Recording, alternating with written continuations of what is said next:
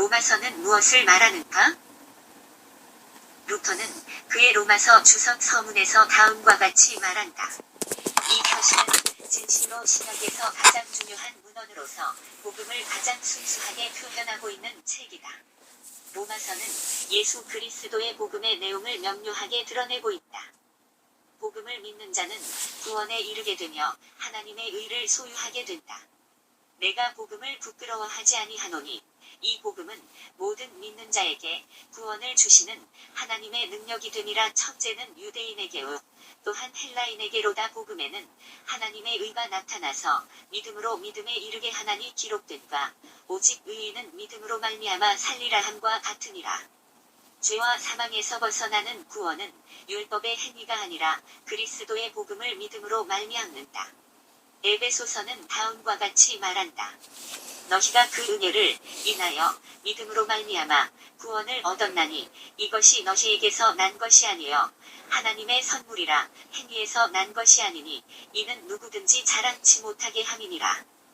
바울이 로마서를 기록하게 된 이유 중에 하나는 유대인들 가운데 다른 복음을 전하는 자들이 있었기 때문일 것이다.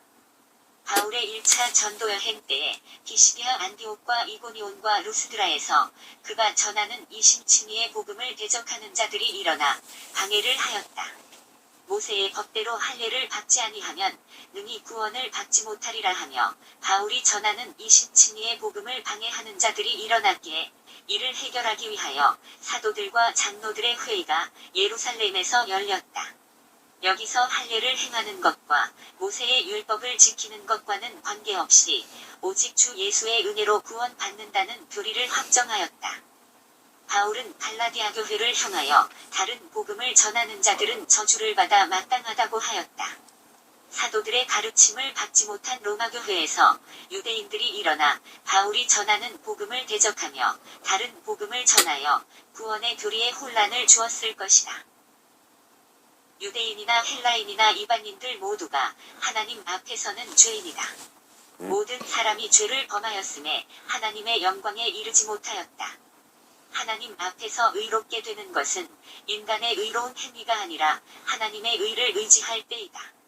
이제는 율법 외에 하나님의 한 의가 나타났으니 율법과 선지자들에게 증거를 받은 것이라. 곧 예수 그리스도를 믿음으로 말미암아 모든 믿는 자에게 미치는 하나님의 의니 차별이 없느니라. 이러한 죄인들을 위하여 무죄하신 예수께서 세상에 오신 것이다. 사람들은 여전히 죄인이었으며 그 죄를 해결할 힘이 없었을 때 예수께서 오셔서 사람들을 대신하여 십자가에 죽으심으로 죄의 짐을 벗겨주신 것이다. 그리스도의 십자가의 피를 믿음으로 얻는 이심칭의 구원의 복음에 대하여 여전히 의문을 제시하는 자들이 있다. 로마서 4장에는 아브라함이 등장하는데 그가 하나님을 믿음으로 의롭게 된 것은 자기의 행위와 상관없는 전적인 하나님의 은혜였다. 아브라함이 믿음의 원리는 오늘날 우리에게도 동일하게 적용이 된다. 그러므로 믿음으로 말미암은 자는 믿음이 있는 아브라함과 함께 복을 받느니라. 이방인들은 믿음으로 의에 이르고 이스라엘은 율법의 행위를 의지하다가 의에 이르지 못하였다. 사람이 의롭게 되는 것은 예수의 십자가 죽음과 부활을 믿을 때이다.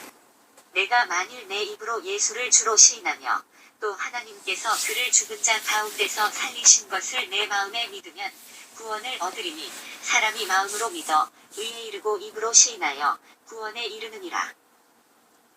예수를 믿어 의롭게 된 사람일지라도 여전히 죄의 영향력에서 자유롭지 못하다. 로마서 7장에서 바울 자신은 죄 가운데 자주 넘어지는 모습을 말하고 있다. 내가 원하는 바 선은 하지 아니하고 도리어 원치 아니하는 바 악은 행하는도다. 바울은 자신의 거룩한 삶의 실패의 원인은 자기 속에 거하는 죄라고 하였다. 바울은 때로는 죄의 법을 따라 살기도 하고 때로는 하나님의 법을 따라 살기도 하였다. 그리고 수시로 다가오는 죄의 영향력을 이기지 못하는 자신의 무능하고 초라한 모습을 발견하고서 하나님께 긴급한 도움을 요청한다. 오호라 나는 곤고한 사람이로다. 이 사망의 몸에서 누가 나를 건져내랴. 예수를 믿으면 즉각적인 칭의의 은혜를 누리지만 그리스도의 장성한 분량까지 자라가는 성화의 과정은 마지막 날까지 계속되어야 한다. 그리스도인의 성화의 과정에는 성령님의 도우심이 필수적이다. 우리가 다 수건을 벗은 얼굴로 거울을 보는 것 같이 주의 영광을 보매 저와 같은 형상으로 화하여 영광으로 영광에 이르니 곧 주의 영으로 말미암음이니라. 로마서 8장에서는 성령으로 인한 그리스도인의 승리를 말하며 성자 예수님의 중보기도와 성부 하나님의 사랑이 펼쳐져 있다. 삼위 하나님의 견고한 보호와 인도하심 때문에 그리스도인은 세상에서 그 어떤 상황에서도 승리할 수 있다. 이방인의 충만한 수가 구원에 참여할 때까지 이스라엘의 얼마는 우둔하게 지낸다. 이스라엘이 완악하여 그리스도의 복음을 거절할 때 오히려 이방인들이 복음으로 말미암아 구원의 은혜에 참여한다. 돌감람나무인 이방인들이 참감람나무인 이스라엘의 가지로 접붙임이 되었다. 구원에 관하여는 먼저 된 자가 나중 되고 나중 된 자가 먼저 되기도 한다. 아브라함이 혈통을 이어받은 모든 후손들이 반드시 구원에 참여하는 것은 아니다. 육신의 자녀가 아니라 약속의 자녀가 구원에 참여한다. 구원의 절대적인 주권은 인간에게 속한 것이 아니라 오직 하나님께 속한 것이다. 로마서 12장부터는 그리스도인의 합당한 삶의 모습을 열거한다. 그리스도인은 이 세대를 본받지 아니하고 예수 안에서 변화되어 새로운 삶을 살아야 한다. 거룩과 사랑과 국가의 질서 존중과 교회나 사회에서 약자를 배려하는 삶을 살아야 한다. 그리스도 안에서 의롭게 된 자는 반드시 하나님 보시기에 합당한 삶의 열매를 맺게 된다. 그 열매는 그리스도인에게 있어서 당연한 결과이지만 그것이 결단코 구원의 기준이 될 수는 없다. 로마서는 구원에 관하여 예정과 소명과 칭의와 성화와 영화의 과정으로 설명하고 있다. 로마서는 교회에 서고 넘어짐의 교리라 할 수 있는 이 신칭의의 복음을 논리적으로 증거하고 있다. 로마서 말씀입니다. 오늘날 이제 많은 그리스도인이 있습니다. 많은 그리스도인이 있는데 우리 그리스도인의 가장 큰 관심은 이제 구원입니다. 어떻게 구원받을 수 있을까? 구원에 관하여 이제 관심을 가지고 있는데, 그런데 이제 의외로 이 구원에 대하여 잘 모르고 또 구원에 대하여 확신이 없고 방황하고 이런 분들이 많은 것 같습니다. 이러한 때 이제 이 로마서의 이 말씀은 너무너무 소중한 말씀인 것 같습니다. 이게 성경 66권이 반지라면 로마서는 반지의 보석과 같다, 그렇게 표현하기도 합니다. 그래서 이제 로마서가 말하는 구원은 율법의 행위로 구원받을 수 없고 오직 예수 그리스도를 믿음으로 구원에 이룰 수 있다, 이런 이제 내용이 되어집니다. 그리고 이제 로마서의 주제를 이렇게 생각해 보면 이제 가장 대표적인 게 이신칭이죠. 믿음으로, 예수를 믿음으로 우리가 의롭게 된다, 구원받는다, 이런 주제가 되고, 나아가서는 이제 성화의 주제가 있습니다. 구원받은 자가, 구원받은 하나님의 백성이 어떻게 무엇을 위하여 살아갈 것인가. 이 성화의 단계는 이제 구원받기 위한 단계가 아닙니다. 하나님의 백성으로서 거룩하게 살아가는 그 과정, 성화를 말합니다. 그리고 이제 로마서의 중요한 주제 중에 하나는 이제 하나님의 주권이 있습니다. 우리의 인간의 구원은 하나님께로 말미암는다는 것입니다. 인간의 방법으로, 인간의 선행으로, 인간의 계획으로, 노력으로 되는 게 아니라는 것입니다. 그러니까 이 구원은 전적인 하나님의 은혜요, 선택이고 그분의 계획이고 그분의 택하심이 있어야 구원에 이룰 수 있다는 것입니다. 그리고 이제 후반부의 주제 가운데 하나는 이제 교회 공동체, 교회 교회가 이제 어떤 삶을 살아가야 할지, 공동체로서 어떻게 살아가야 할지, 그것에 관하여 말씀해 주고 있습니다. 로마서를 통하여 많은 사람이 변화를 받았습니다. 우리가 잘 아는 성 어거스틴, 그래서 우리는 이제 루터 칼빈 많이 알고 있는데, 그 이전에 기독교 교리를 집대성한 분이라 그렇게 알려져 있습니다. 어거스틴, 이 분도 이제 마니교를 믿으면서 허랑방탕한 삶을 살다가 이제 어느 날 이제 집에 있는데 이웃집에서 소녀의 소리가 들려왔습니다. 집어서 읽어라, 집어서 읽어라. 이런 이제 소리가 들려서 자기가 이제 성경책을 이렇게 들어서 또 이렇게 말씀을 펼쳤는데 보니까 그 말씀이 로마서 13장 13절에서 14절 말씀, 육신의 일을 벗고 빛의 갑옷을 입고 예수 그리스도의 옷을 입고, 그래서 옛 삶을 버리고 육적인 삶을 버리고 살아가라, 이런 이제 말씀을 발견하고, 그래서 감동되어 이제 새로운 삶을 살게 되었다, 이렇게 말씀하고 있습니다. 그리고 이제 루터도, 위대한 종교교육의 신학자 루터도 로마서 1장 16절 17절을 통하여 오직 믿음으로, 오직 복음을 믿음으로 의롭게 된다, 구원받는다, 이 진리를 발견하게 된 것입니다. 그는 이제 루터는 성 베드로 성당의 높은 계단을, 빌라도의 계단을 무릎으로 이렇게 한 계단 입 맞추고 무릎으로 이렇게 오르면서 회개하고 이렇게 하고 있었는데, 그러던 중에 갑자기 성령께서 깨달음을 주셔가지고 믿음으로, 오직 의인은 믿음으로 말미암아 살리라. 복음에는 하나님의 의가 나타난다. 복음으로, 예수 십자가 복음으로 의롭게 되고 구원받는 사실을 깨닫게 되어서 이제 종교개혁을 진행하게 된 것입니다. 그러니까 이제 로마서 이 구성을 보면 이제 1장에서 8장 하나님의 의의 계시, 9장에서 11장은 하나님의 의에 대한 변론, 그 다음 12장에서 16장은 하나님의 의에 대한 적용, 이렇게 해석 구조를 나누기도 합니다. 무엇보다도 이제 로마서의 핵심은 복음입니다. 복음이 무엇인가? 그래서 이제 그것을 전개하고 있는데, 하나님 앞에 모든 인생은 죄인이라는 것입니다. 유대인들도 죄인이고 이방인들도 죄인이고 모든 사람들은 구원받아야 할 죄인이다, 이렇게 말씀해 주고 있고, 그 다음 주에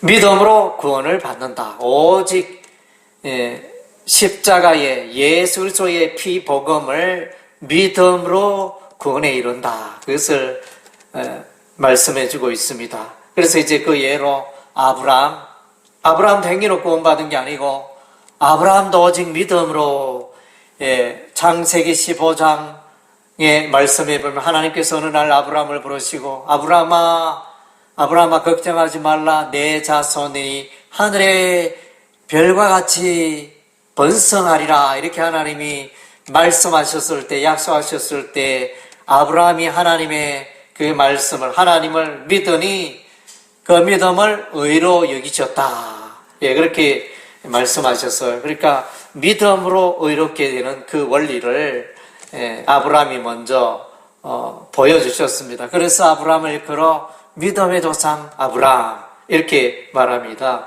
그리고 이제 우리가 로마서 5장에 보면 예수 그리스도의 십자가가 나타납니다.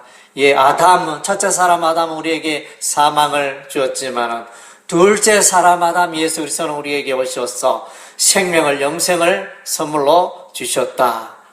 십자가의 화목제물로, 십자가의 피로 말미암아 구원의 길을 열어놓으셨다, 이것을 말씀해주고 있습니다. 그리고 이제 구원받은 그리스도인은 성화의 삶을 살아갑니다. 근데 성화의 삶을 살아가는 그리스도인들도 갈등이 있다는 것입니다. 늘 예수 믿고 구원받은 사람 갈등이 없느냐? 그게 아닙니다. 예수 믿고 구원받은 자들도 여전히 그 죄와 갈등하고 이렇게 갈등하는 장면이 나옵니다. 그래서 이제 고백하기를 우리의 마음속에 죄의 법도 작용하고 하나님의 법도 작용하고 두 가지 법이 우리 그리스도인이 땅에 살아가는 동안 하나님의 법에 굴복하기도 하고 죄의 법에 굴복하기도 하고 이 두 가지 갈등이 우리 내면의 갈등, 우리 그리스도인의 삶 가운데 여전히 남아있다는 것입니다. 신분적으로는 하나님의 백성, 의의 백성 되었지만 이 땅에 있는 동안에는 여전히 죄의 영향력을 받고 있다는, 죄로부터 해방되었고 의인이 되었지만 죄의 영향력은 여전히 구원받고 작용이 되고 있다는 것입니다. 그래서 이제 우리가 예를 들면 이제 6.25 전쟁이 끝났지만 전쟁이 끝난 이후에도 제주도나 지리산이나 이런 데 빨갱이들이 활동해가지고 여전히 그런 이제 아픔과 갈등이 청소는 사람 죽이는 그런 아픔들이 있었듯이 우리가 그리스도인이 되었지만은 여전히 죄와의 싸움은 이 땅에 있는 동안 계속된다는 것입니다. 그래서 이제 바울은 고백합니다. 오호라, 나는 공고한 사람이로다. 내가 아무리 죄를 이기려고 해도 내가 죄를 이길 수가 없네. 누가 나를 좀 도와줬으면 좋겠다. 이런 이제 갈등을 합니다. 신앙 고백을 합니다. 그래서 로마서 8장에는 이제 성령님이 나타납니다. 그래서 이제 성령은 예수 믿는 자에게 우리의 심령에 오셔서 영원토록 동행하신 그 성령께서 그 그리스도인의 삶을, 성화의 삶을 도와주신다. 이렇게 말씀해주고 있습니다. 예. 그리고 이제 우리의 구원은 이제 유대인과 이방인의 구원은 어떻게 되느냐? 유대인들은 자기들만 구원받았고 자기들만 선민이고 이렇게 알고 있었는데 사실은 그게 아니고 하나님께서는 유대 민족을 택하시고 이스라엘을 택하셔서 열방 민족을 구원케 하는 하나님의 구원의 계획이었습니다. 그래서 하나님의 구원 계획 가운데는 아브라함의 혈통으로 구원받는 게 아니고 오직 믿음으로 예수 그리스도를 믿는 그 믿는 자만이 구원에 이르는 그것이 하나님의 구원의 계획이었습니다. 그래서 예수 믿는 유대인도 구원받고 예수 믿는 이방인도 구원받고 그래서 이스라엘이 교만하여 이스라엘이 하나님의 역할을 선교의 직무를 잘 감당하지 못했을 때 우리 하나님께서 이렇게 이방인들에게 복음이 전파되게 하고 이방인들이 많이 회개하고도 이렇게 복음을 듣고 예수를 믿게 되고 하나님의 백성이 되는 이런 이제 역사가 일어나고 이것을 통하여 하나님의 교회가 왕성하게 되었다는 것입니다. 로마서 12장에는 이제 12장 삶으로 드리는 예배, 로마서 12장 1절 2절 삶의 예배가 나타나는데 그래서 성도들, 그리스도인들은 이렇게 은사를 가지고 교회를 섬기고 사랑으로 교회를 섬기고 연합하여 교회를 세우고 섬기고 선교하는 이 일을 교회는 감당해야 한다. 이런 이제 흐름으로 이렇게 로마서가 구성되고 있습니다. 로마서를 왜 기록했느냐? 기록한 목적에 대해서는 1차적으로 이제 복음을 로마 교회에 예수 그리스도의 복음을 잘 가르치기 위해서 이 로마서를 기록했다. 그래서 이제 유대인들 가운데 로마 교회는 유대인들도 있고 유대인들은 할례를 받아야 구원받는다. 여전히 이제 율법을 강조하는 그런 구원의 교리를 강조했습니다. 바울은 이 로마서를 통하여 그게 아니다. 율법의 행위는 구원과는 아무 관계가 없다. 율법에게로 구원받을 자가 아무도 없다. 그래서 오직 믿음으로 십자가를 믿음으로 피복음으로 구원을 받는다. 그것을 이제 가르치고 있습니다. 그래서 로마 교회는 이렇게 대다수 그 교인들이 이방인이었습니다. 이방인이 주를 이루고 유대인들은 이제 약간 있고 이런 상태. 로마 교회는 이제 어떻게 생성이 되느냐? 오순절날, 오순절날 그 성령의 임재가 있었죠. 오순절날 성령의 임재가 있고, 그래서 마가다락방에 120여 명의 제자들이 방언을 하기 시작하고, 그래서 열방 여러 언어들로 방언을 하기 시작하여 많은 사람들이 각국의 언어로 복음을 듣고 회개하고 돌아갑니다. 이때 이제 로마에서 온 사람들도 있었어요. 그래서 그들이 돌아가서 로마에 돌아가서 교회를 세우기 시작했는, 그것이 이제 로마 교회의 기초가 된다, 이렇게 통상 그렇게 해석을 합니다. 그래서 유대인들도 있고 로마 교회는 이방인 대다수 차지하고, 그리하여 이제 이 로마 교회에 보면 갈등이 있어요. 유대인들과 또 이방인들과 이 갈등이 있는 거예요. 이런 갈등을 해소하기 위하여 바울이 이제 로마서를 기록하여 어디서 기록했느냐? 바울의 제3차 전도 여행 때 고린도에서 석 달 동안 있을 때 로마서를 기록하여 갱그리아 교회, 갱그리아는 이제 고린도에서 좀 떨어진 10km 정도 떨어진 갱그리아 항구 도시인데, 거기서 이제 갱그리아 교회의 자매 베베를 통하여 로마서를 로마 교회로, 로마로 전달하게 하였습니다.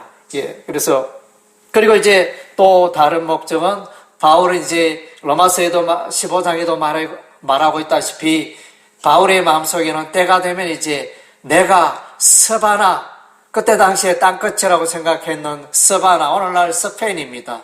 로마는 이탈리아고, 이탈리아에서 이탈리아까지, 스페인에까지, 이탈리아에서 스페인까지, 서바나에까지 가서 복음을 전하고자 하는 그런 사도 바울의 복음 전파 전도 계획이 있었는데, 이 로마 교회가 바울의 그 서바나 선교를 돕는 그 전초 기지가 되기를 원하는 마음에서 미리 복음을 전달하고, 이 복음으로 얼마 변화받고 새삼 살고, 또 바울의 선교를 협력하는 동력자가 되기를 원하는 마음에서 이렇게 기록을 했습니다.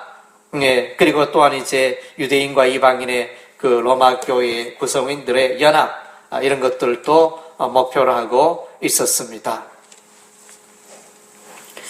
그래서 이제 우리가 또 좀 더 세부적으로 말씀을 한번 보겠습니다.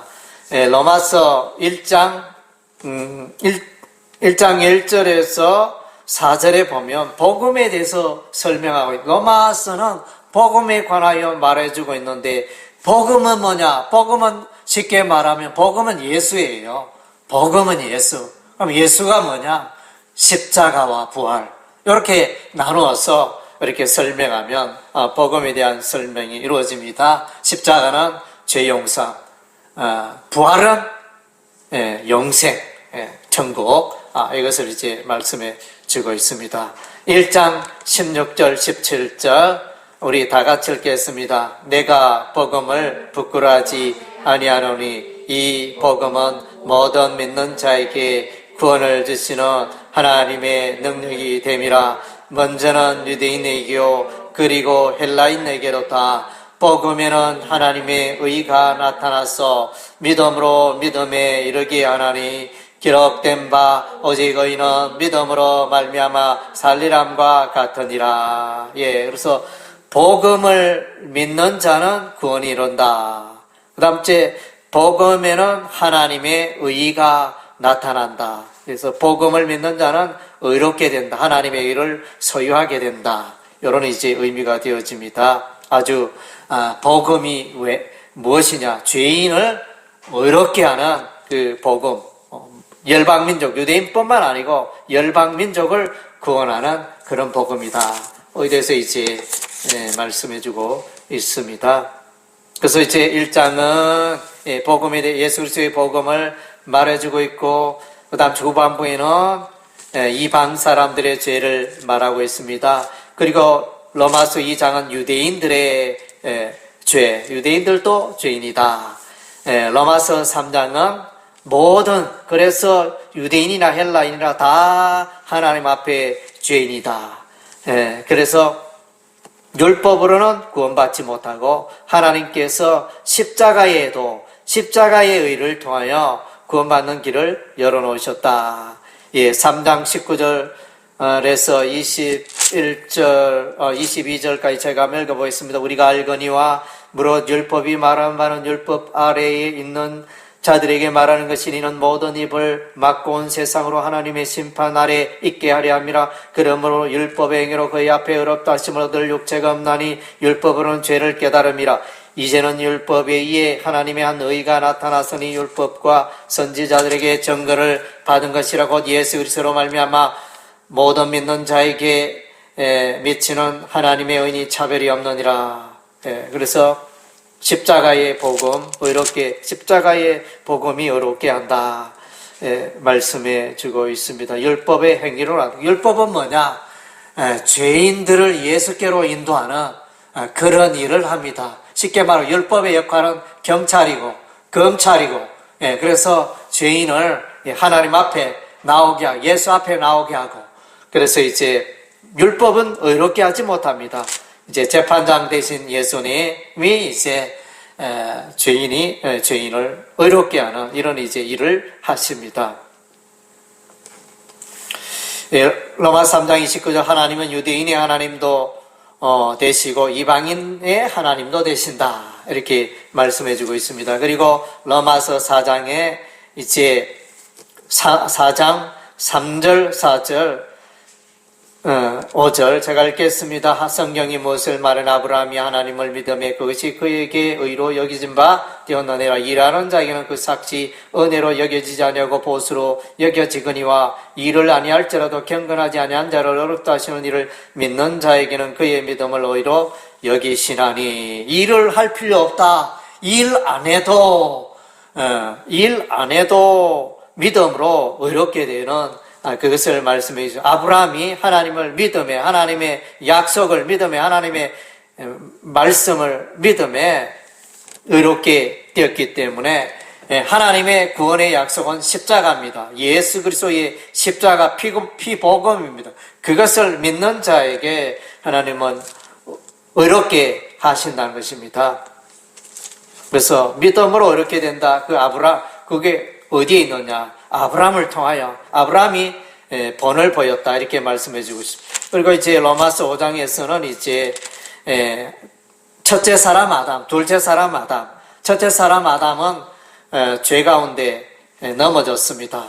5장 12절 보니까 그러므로 아담 한 사람으로 말미암아 죄가 세상에 들어오고 죄로 말미암아 사망이 들어왔나니 이와 같이 모든 사람이 죄를 지었으므로 사망이 모든 사람에게로 오느니라. 그러니까 아담이 죄를 몰고 왔다. 그런데 둘째 사람 아담 예수님은 우리에게 많은 사람에게 생명을 주시는 분이다. 17절에 보니까 한 사람의 범죄로 말미암아 사망이 간 사람을 통하여 왕노로다 하신즉 더욱 은혜와 의의 선물을 넘치게 받는 자들은 한 분 예수 그리스도를 통하여 생명 안에서 왕노릇하리로다. 그런즉 한 범죄로 많은 사람이 정죄 이룬 것 같이 한 어려운 행위로 말미암아 많은 사람이 의롭다 하심을 받아 생명에 이르노니라. 얘기해진 아담은 죄를 선물로 주었지만 예수님은 우리에게 의의 선물을 주셨다. 이렇게. 그러니까 6장에는 이제 예수 믿는다는 건 뭐냐? 이제 세례를 가지고 설명을 합니다. 그래서 세례 받는다는 것은 이제 물속에 들어갔다가 올라오는 거죠. 물속에 들어가면 내가 죽었다. 죄인 된 내가 죽고 올라왔다. 이 말은 이제 내 죄가 해결되고 내가 이제 새 생명을 소유했다. 세례의 의미가 있습니다. 세례의 의미를 그렇게 설명할. 그 다음 주에 더 다르게 표현하면 이제 예수와 연합했다. 전에는 예수와 관계없는 자가 되었는데 이제는 예수와 연합하고 예수와 한 몸이 되었다. 이것이 구원받은 것의 의미가 되어지는 것입니다. 그리고 6장 후반부에는 성화의 삶을 말합니다. 의의 무기. 너희가 의의 무기로 너희 삶이 드려지라. 죄의 무기로 드리지 말고 의의 무기로 드려. 죄의 도구가 되지 말고 의의 도구로 드리라. 그 다음 주에 또 죄의 종이 되지 말고 의의 종이 되라.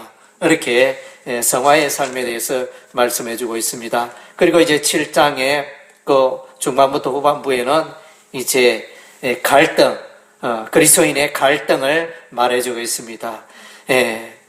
내 마음속에 한쪽에는 죄를 사랑하고 한쪽에는 또 하나님을 찾고 사랑하고 이 두 개 늘 이제 내 마음속에 있다는 거죠. 18절 19절에 보니까 내 속 곧 내 육신에 선한 것이 가지 않은 줄 아노니 원하면 내게 있으나 선을 행하는 것은 없노라. 내가 원하는 바 선은 행하지 아니하고 도리어 원하지 않은 바 악을 행하는도다. 20절에 만일 내가 원하지 아니하는 것을 하면 이를 행하는 자는 내가 아니요 내 속에 거하는 죄니라. 21절에 그러므로 내가 한 법을 깨달아내리고 선을 행하기 원하는 나에게 악이 함께 있는 것이라. 21절 내 속 사람은 하나님의 법을 절거하되 내 지체 속에서 한 다른 법이 내 마음의 법과 싸워 내 지체 속에 있는 죄의 법으로 나를 사로잡아 오는 것을 보는도다. 오라 나는 곤고한 사람이로다. 이 사망의 몸에서 누가 나를 건져내랴. 결론적으로 25절 우리 주 예수 그리스도로 말미암아 하나님께 감사하로 그런즉 내 자신이 마음으로는 하나님의 법을 육신으로는 죄의 법을 섬긴다. 이렇게 분명히. 그래서 이제 그리스도인은 갈등할 수밖에 없습니다. 그래서 우리가 하는 것은 늘 하나님 편에 서고 성령의 도움을 받아 하나님의 법을 순종하는 이런 것을 이제 우리가 날마다 연습하고 훈련해야 하는 것입니다. 아멘. 8장에는 이제 성령님. 그래서 연약한 바울은 고백합니다. 오호라 나는 24절 오호라 나는 공고한 사람이다. 이 사망의 몸에서 누가 나를 건져려. 누가 나를 좀 도와줬으면 좋겠다. 내가 아무리 바둥바둥 발버둥 쳐도 나의 힘으로 내 의지로 내 노력으로 도저히 죄를 이길 수 없다. 이러니까 이제 성령님이 이제 성령님을 말씀하시죠. 믿는 자에게 성령님이 내주하십니다. 8장 9절에 만일 너희 속에 하나님의 영이 그하시면 너희가 육신에 있지 않고 영에 있나니 누구든지 그리스도의 영이 없으면 그리스도의 사람이 아니라. 그러니까 예수 믿는 자들은 다 성령으로 거듭나잖아. 요한복음 3장에 물과 성령으로 거듭난다 그랬는데 성령으로 다 성령께서 영원토록 내주하십니다. 그래서 이제 이 성령님께서 육신의 일을 이기게 하시고 영의 일로 영의 삶을 살아가도록 도와주신 것입니다. 그래서 우리 그리스도인은 14절에 무릇 하나님의 영으로 인도함을 받는 사람은 곧 하나님의 아들이라. 하나님의 아들 그리스도인은 늘 성령의 인도함을 받는 자라. 이렇게 말씀해주고 있습니다. 그리고 이제 후반부에는 이제 삼위일체 하나님이 도우십니다. 삼위일체 하나님이 하나님의 백성을 예수 믿는 자를 삼위일체 하나님이 붙드십니다. 그래서 보면 28장 26절에 이와 같이 성령도 우리 연약함을 도우시나니 우리는 마땅히 기도할 바를 알지 못하나 오직 성령이 말할 수 없는 탄식으로 우리를 위하여 친히 간구하시느니라. 성령께서 우리를 위하여 기도하신다. 또 기도하시면 예수님이 또 기도합니다. 34절에 누가 정죄하려 죽으실 뿐 아니라 다시 살아나신 이는 그리스도 예수시니 그는 하나님 우편에 계신 자의 우리를 위하여 간구하시고. 그러니까 예수님이 또 하나님 보좌 우편에서 우리를 위하여 기도하시고 또 하나님께서 그래서 우리를 도우신다는 거죠. 33절에 누가 능히 하나님께서 택하신 자들을 고발하리요 의롭다 하신 이는 하나님이시니 하나님이 내 백성이다. 너희는 이제 의인이 되었다. 하나님이 딱 보장하는 구원을 보장하시는 하나님. 그래서 이 내용 가운데 이제 우리가 눈여겨봐야 할 것은 31절의 후반부의 마지막에 누가 우리를 대적하리요. 그 다음 주에 33절에 누가 능히 하나님께서 택하신 자들을 고발하리요. 34절에 누가 정죄하리요. 이렇게 의문문을 사용하면서 우리의 구원은 너무나 확실하다는 거지. 예수 믿은 그 구원은 너무나 확실하다. 그래서 38절 39절에 보면 구원에 대한 확신을 말해줘. 내가 구원을 확신하노니 사망이나 생명이나 천사들이나 권세자들이 현재일이나 장래일이나 능력이나 높음이나 기품이나 다른 어떤 피조물을 우리 주 그리스도 예수 안에 있는 하나님의 사랑에서 끊을 수 없으리라. 예, 우리의 구원은 너무나 이제 확실하다는 것입니다. 그리고 이제 8장에 우리가 또 기억해야 할 소중한 말씀이 있습니다. 30절입니다. 30절. 신학적으로 매우 소중한 말씀입니다. 또 미리 정하신 것들을 또한 부르신 것들을 또한 의롭다 하시고 의롭다 하신 것들을 또한 영화롭게 하셨느니라. 그래서 미리 정하신 예정, 하나님의 예정, 또 그 다음 주에 부르시고 소명, 예정, 소명, 그 다음 주에 의롭다 하시고 칭의, 그 다음 주에 영화롭게 하심, 영화, 그 사이에 이제 칭의와 영화 사이에 그 성화를 넣을지, 성화는 여기 기록은 안 돼 있지만 성화로 이렇게 넣을 수 있겠죠.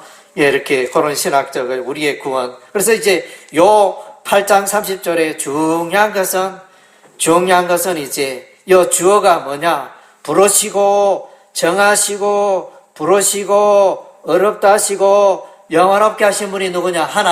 하나님께서 주어가 됩니다. 하나님이 그렇게 하셨고, 그리고 이제 이 동사가 정하시고 부르시고 어렵다 하시고 영원롭게 하신 이 동사의 시제가 과거로 되어 있습니다. 그러니까 이미 다 끝난 거예요. 하나님 편에 보면 하나님이 방회를 딱딱 두드려 가지고 그 구원의 그 여정에 딱 확정을 해버렸어요.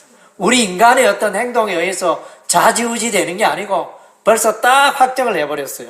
그래서 이제 구원은 전적으로 하나님의 계획과 하나님에 의존하고 있는 것입니다. 그리고 이제 9장, 10장, 11장은 이제 유대인과 이방인을 비교합니다. 유대인과 이방인의 구원이 어떠냐? 둘 다 이제 믿음으로 구원을 얻는데, 유대인들은 율법의 행위를 의지하다가 구원에 이르지 못하고, 이 구원이 오히려 이제 이방인들에게 복음이 전파되어 많은 이방인들이 예수 믿게 되는 이런 상황을 말해줘요. 그리고 이제 이 구원은 아브라함의 혈통, 아브라함의 자손으로 해서 다 구원받는 게 아니다. 이삭은 구원받았지만은 이스마엘은 아니다. 야곱은 구원받았지만은 예서는 아니다. 그래서 이제 혈통적으로 똑같이 이삭과 이스마엘은 아버지가 똑같습니다. 그러나 어머니는 다르죠. 어머니는 다 사라고, 이삭은 사라고, 이스마엘은 하갈이고, 아버지는 똑같은데 어머니가 다르고. 그러면 야곱과 예서는 어떠냐? 아버지도 똑같고 어머니도 똑같고 쌍둥이에요. 쌍둥이로, 야곱과 예서는 쌍둥이로 태어났는데 구원이 어떻게 되느냐? 근데 보면 하나님께서 야곱은 택하시고 예서는 미워하셨다, 버리셨다. 신학적인 경우는 선택, 하나님은 야곱은 선택하시고 예서는 버리셨다, 유기하셨다. 이렇게 이제 해석을 합니다. 그래서 이제 요것은 하나님의 절대 주권, 구원은 하나님의 절대 주권에서, 그래서 토기장 예화가 나옵니다.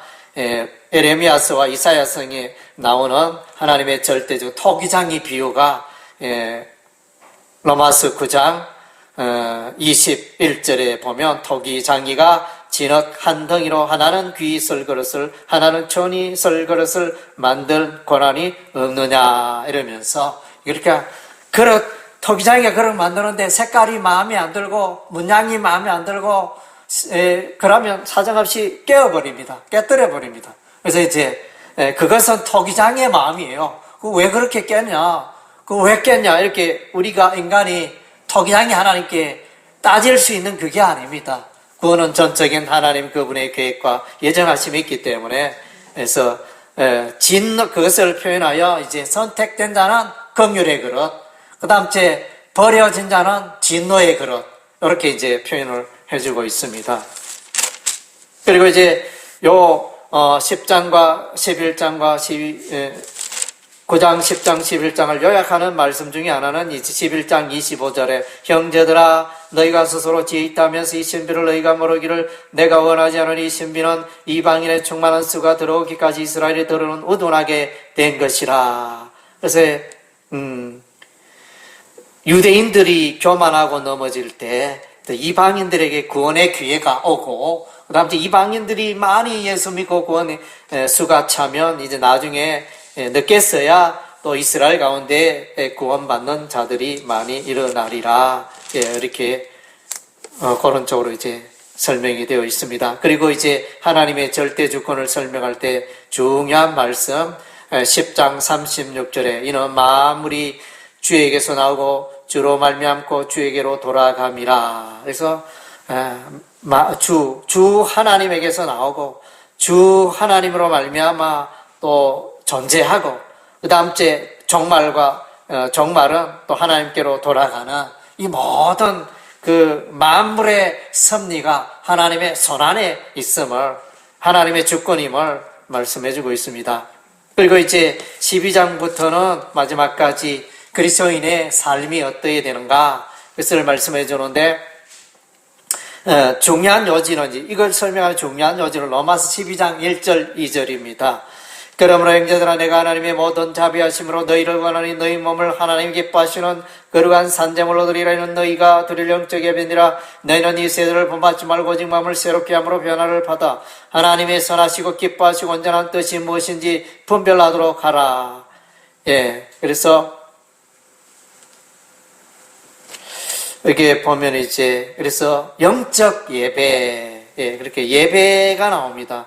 삶의 예배를 말씀해요. 그러니까 의식적인 예배는 이제 주일날 드리는 의식적인 예배가 있는가 하면 이와 같이 삶으로 드리는 삶의 예배가 있다는 것입니다. 선행을 통해서 하나님께 영광을 돌리는, 그래서 하나님의 뜻에 순종할 때, 말씀에 순종할 때 그것 또한 이제 하나님 기뻐하는 예배가 된다는 것입니다.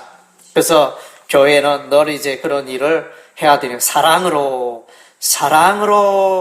이제 교회를 세우고 세상의 빛과 소금이 되고 또 성결함으로 우리가 세상의 빛과 소금이 되고 또 국가 정부 권세에 대해서는 복종하고 국가 권세는 하나님께서 주신 권세이기 때문에 또 국가 정부 정권은 하나님의 봉사자 사역자가 되고 하나님의 뜻을 이룬 기관이기 때문에 또 순종할 필요가 있다. 13장에서 그렇게 말해주고 있습니다. 그리고 12장 후반부에는 은사, 성령의 은사를 말씀해주고 이 은사를 통하여 교회의 공동체를 세우는 것입니다. 6절에 우리가 우리에게 주신 은혜대로 받은 은사가 각각 다르니 혹은 예언이면 믿음의 예언이면 믿음의 분수로 섬기는 일 면 섬기는 일로 가르치는 자면 가르치는 일로 위로하는 자면 위로하는 일로 교제하는 자는 성실함으로 다스리는 자는 부지런함으로 긍휼을 베푸는 자는 즐거움으로 할 것이다. 그러니까 이 은사는 고린도서 12장에도 나오고 로마서 12장에도 나옵니다. 그 표현 방법이 조금 다르죠.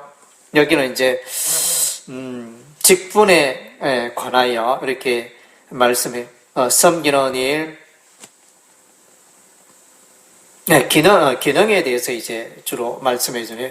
예언과 섬기는 일과 가르치는 일과 위로하는 일과 구제하는 일과 다스리는 일과 긍휼을 베푸는 일과 이런 것들도 다 성령의 은사고 교회를 세우는 일에 유익하다는 것입니다. 14장은 이제 로마서 14장은 이제 믿음이 연약한 자를 그렇게 품어주라, 사랑으로 돌보라. 그러니까 서로 내가 잘났다, 네가 잘났다 이렇게 싸울 것이 아니고 품어주라. 사람마다 믿음에 생각하는 정도가 다르니 그런 문제 가지고 싸우지 말고 품어주라. 로마서 15장은 이제 바울의 선교 활동을 말씀해 주고 있습니다. 바울은 이제 19절에 보면 일루리곤까지 내가 복음을, 일루리곤은 오늘날 알바니아 이렇게 그쪽으로 루마니아, 마게도냐, 그리스 그 북쪽 지역이 되어집니다. 그쪽에까지 복음을 전하였다. 19절에 표적과 기사의 능력으로 성령의 능력으로 이루어졌으며 그리하여 내가 예루살렘으로부터 두로 향하여 일루리곤까지 그리스도의 복음을 편만하게 전하였노라. 그리고 이제 28절에 서바나, 그래서 그러므로 내가 이 일을 마치고 이 열매를 그들에게 확정한 후에 너에게 들렀다가 서바나로 가리라. 서바나로 날 스페인. 그래서 바울의 선교의 열심을 말해주고 있습니다. 바울의 선교 철학이랄까, 선교의 지침 중에 하나는 이제 15장 16절입니다. 15장 16절 복음 전하는 것을 하나님께 제사 드리는 걸로 표현하고, 바울 자신은 복음 전파자지만은 그 제사장으로 이렇게 표현해주고 있습니다. 그래서 16절 이 은혜는 곧 나로 이방인을 위하여 그리스도 예수의 일꾼이요 하나님의 복음의 제사장 직분을 하게 하사 이방인을 제물로 드리는 것이 성령 안에서 거룩하게 되어 받으실 만하게 하려 하심이라. 그래서 이제 한 영혼이 예수 믿으면 그 영혼이 이제 하나님께 제물로 드려지는 그런 이제 제사의 사건으로 이렇게 표현을 해주고 있습니다. 그래서 한 영혼이 하나님께로 구원받고 돌아오면 정말 하나님께 참된 예배가 되고 하나님 기뻐하시는 제물이 되는 이런 이제 개념으로, 제사 개념으로 이 복음 전파의 관계를 설명해주고 있습니다. 로마서 16장은 이제 수많은 바울의 동역자, 일꾼들, 그 바울의 협력자들이 나타나서 이들을 통하여 이제 그래 바울의 협력자도 있고 그다음 이제 로마 교회의 일꾼들, 로마의 교회 일꾼들도 나타납니다. 그래서 이제 이 일꾼들을 통하여 로마 교회가 든든히 서가는 거죠. 그래서 이제 이 바울은 지금 이제 로마에 한 번도 가보지 않았는데 이 수많은 사람을 어떻게 아는가, 뭐 이런 질문을 던지는데, 그래서 이제 브리스길라와 아굴라도 그랬듯이 글라우디아, 로마 황제 글라우디아 그 영에 의해서 기독교인이 쫓겨나는 그런 일이 있었습니다. 쫓겨났다가 5년 이후에 다시 로마로 돌아가는 그 칙령이 해제가 되어서 돌아가는 그런 역사적 사건이 있었습니다. 그래서 아마 로마 교회의 일꾼들이 에베소라든가 이쪽으로 왔다가 또 그들이 돌아간 자들도 있기 때문에, 그래서 어떤 신학자들은 에베소 교회의 일꾼들이 아닌가 뭐 이렇게 보기도 하는데, 결국은 이제 다 로마에 있는 사람들을, 일꾼들을 말씀해주고 있습니다. 그래서 이제 로마서의 이 복음을 우리가 붙들고 또 감사하고 또 이 로마서의 복음을 힘있게 명확하게 전가하는 우리의 삶이 되어야 할 줄로 믿습니다. 아멘.